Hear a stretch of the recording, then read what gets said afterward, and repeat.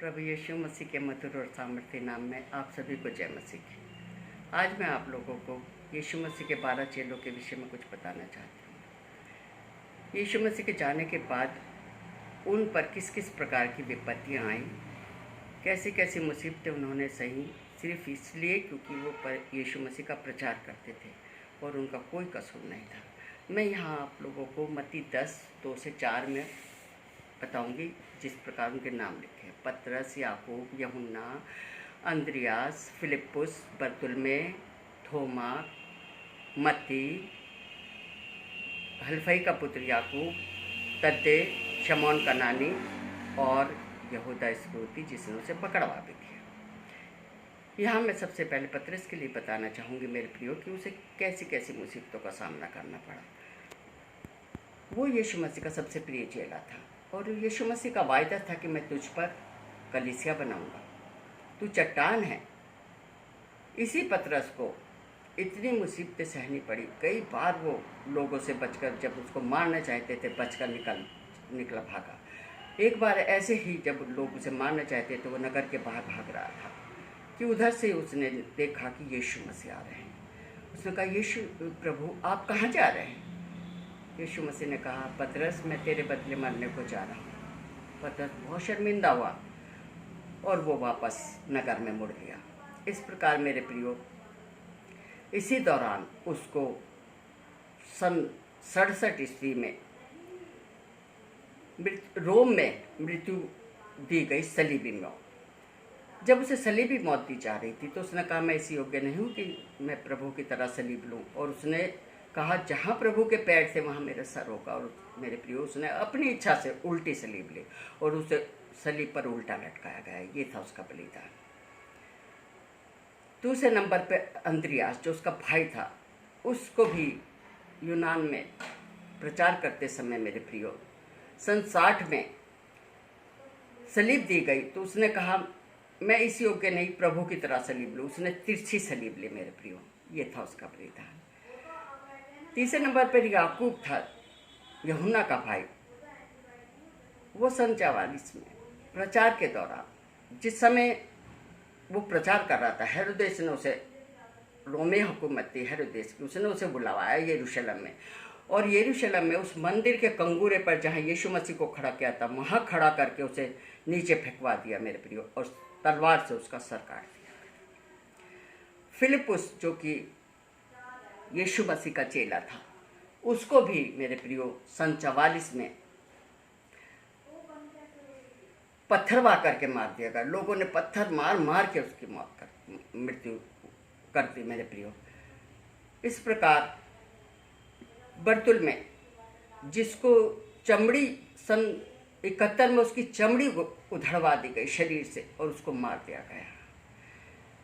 थोमा मेरे प्रियो, थोमा जो उसका चेला था, सबसे पहले वही चेला था जो भारत आया था।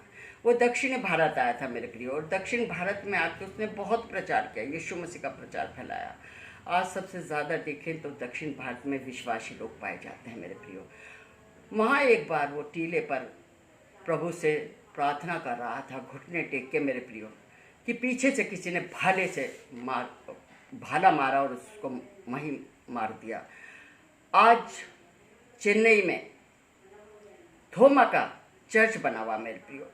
उसकी कब्र पे इतना विशाल भव्य थोमा का चर्च बना हुआ, जो हमने अपनी आंखों से देखा मेरे प्रियो। मत्ती को सन 60 में मेरे प्रियो तलवार से मार दिया गया। बरतुल्मै का शरीर चीर दिया गया। तद्दे को तीरों से मार दिया गया मेरे प्रियो। शमौन कनानी को 40 साल तक वो रूस में सेवा करता रहा, प्रचार करता रहा, और सन 80 में उसको मौत के घाट उसे भी क्रूस पर चढ़ा के मार दिया गया। याकूब को हेरोदेस ने यरूशलेम में बुलवा करके, ऊपर से फिकवा करके, नीचे पत्थरवा करके मार दिया। शमौन कनानी मेरे प्रियो रूस में प्रचार करता रहा और वहाँ उसको सलीब दे दी गई। यहूदा इस्करियोती, जो कि उसका चेला था मेरे प्रियो, वो ऐसा चेला था जिसने यीशु को पकड़वा दिया। और इसके बाद जब उसने उसे पकड़वा दिया और उसको ये पता लगा कि एक निर्दोष को मैंने पकड़वा दिया, उसकी मैंने हत्या करवा दी है, उसको नहीं पता था कि उसको इस तरीके से इतने भारी कष्टों के द्वारों से मारा जाएगा। जब उसने ये देखा तो उसने ग्लानि के मारे वो गया और पेड़ से लटक करके उसने फांसी लगा करके अपनी जान दे दी। मेरे प्रिय, ये था उनका बलिदान। भारी बलिदान के साथ उनका, मेरे प्रियो, प्रभु यीशु मसीह में वो सो गए। एक यूहन्ना ही एक ऐसा चेला था जिसकी स्वभाव की मृत्यु हुई। मेरे प्रियो, यूहन्ना को भी बहुत से कष्ट दिए गए। एक बार जलते हुए तेल के कढ़ाव में उसको डाल दिया गया, अद्भुत रीति से वो वहाँ से बच निकला। एक बार जहर दे दिया गया रोम में उसको। मेरे प्रियो, जहर खुद ब खुद प्याले में से ख़त्म हो गया, उसकी जगह सांप दिखाई दिया। आज भी उसका सिंबल है, प्याले में से सांप लटकता हुआ। ये वो चेला था जिसको यीशु मसीह सबसे ज़्यादा प्यार करते थे। यीशु मसीह के साथ साथ रहता था, उसके सीने पे सर रखता था।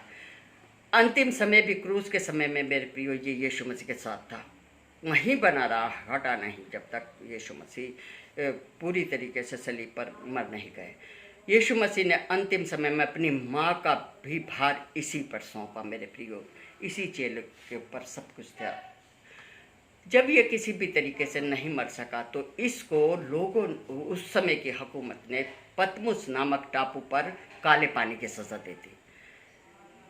ये टापू बंजर और वीरान था, कोई सुविधा नहीं थी। मेरे प्रियो, किनारे से करीब 100 किलोमीटर की दूरी पर था, जहाँ कोई मनुष्य पहुँच नहीं सकता था। वहाँ पर इसको फेंक दिया गया। कीड़े मकोड़े, सांप बिच्छू और बहुत ही भयानक जहरीले जीव जंतु वहाँ थे।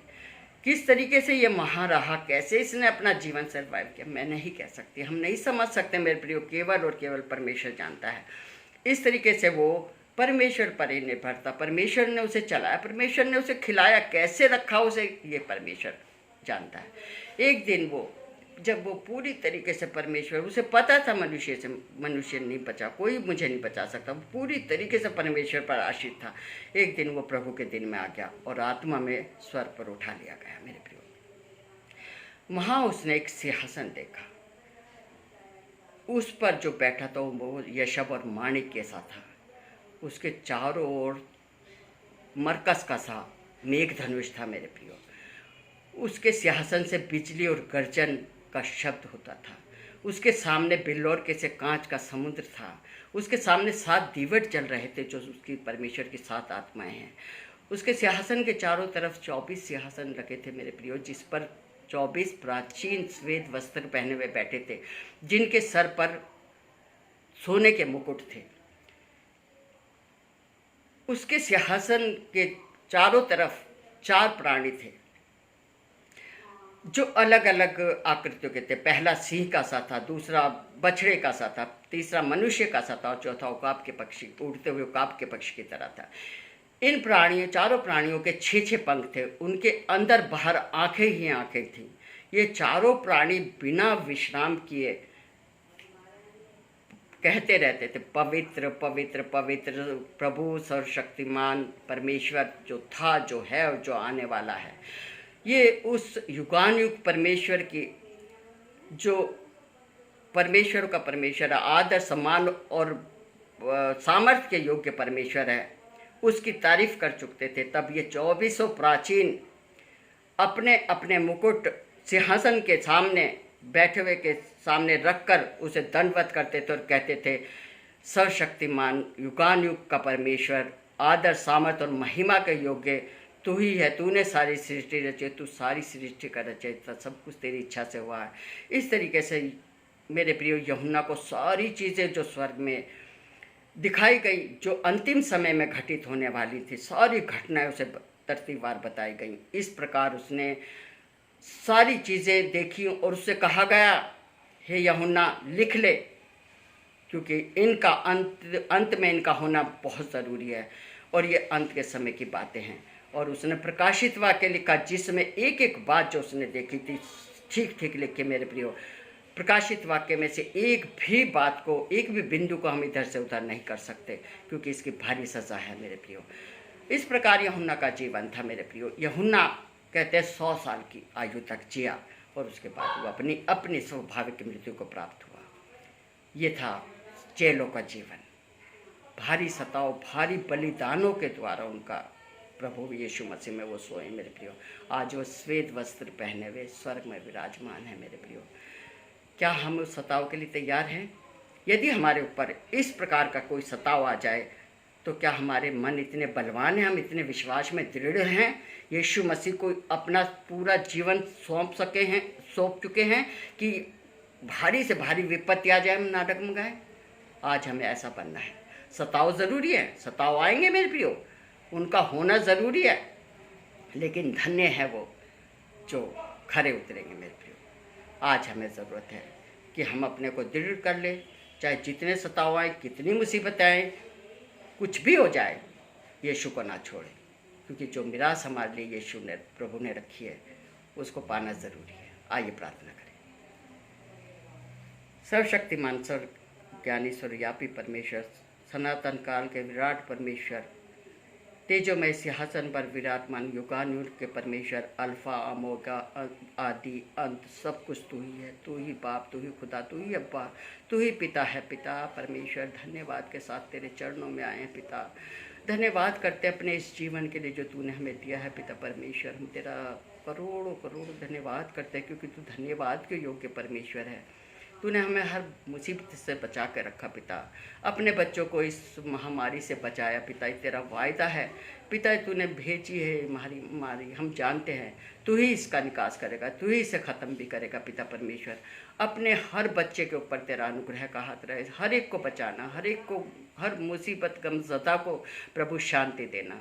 प्रभु आपका अनुग्रह हर एक पर बना रहे। सारा आदर महिमा यीशु तुझे देते हैं। मसीह यीशु के मीठे पवित्र नाम में विनती मांगते, सुन और ग्रहण कर। आमीन आमीन।